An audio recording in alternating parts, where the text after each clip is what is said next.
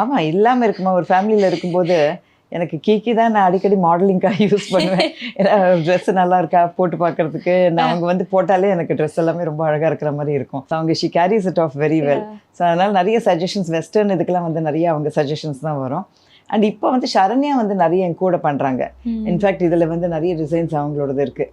So gradually she is doing a lot of my டிசைன்ஸ்லாம். So bridal of course நான் கொஞ்சம் concentration ஜாஸ்தி பண்ணுவேன். வெஸ்டர்ன் வேறு இந்த மாதிரி இதெல்லாம் கொஞ்சம் அவங்க நிறைய பண்ணுவாங்க. எப்படி நீங்கள் 3 பேர் உட்கார்ந்தீங்கன்னா உங்களோட அந்த எப்படி இருக்கும் அந்த கான்வர்சேஷன்? 3 பேர் சேர்ந்து உட்காண்டெல்லாம் நடக்காது.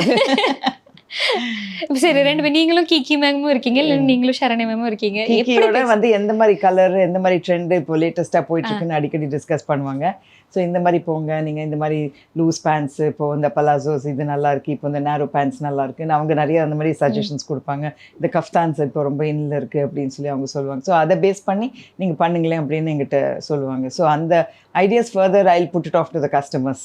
ஓகே, ஸோ இந்த மாதிரி பண்ணிக்கலாமா அப்படின்னு சொல்லிட்டு அவங்க அந்த மாதிரி சஜஷன்ஸ் நிறைய கொடுப்பாங்க எனக்கு. அப்புறம் சரண்யா வந்து நிறைய இந்த கட்ஸ் அண்ட் டிசைன்ஸ் அவங்க ஆக்சுவலி ஃபேஷன் கொஞ்சம் டெக்னாலஜி படிச்சிருக்காங்க. லண்டனில் படிச்சதுனால அவங்களுக்கு அதை பற்றி கொஞ்சம் நல்ல நாலேஜ் இருக்குது. ஸோ அவங்க நிறைய டிசைன் பண்ணுவாங்க. இதுலெல்லாம் நம்ம பாக்யராஜ் சாரோட இது ஏதாச்சும் ஒன்றுமே கிடையாது.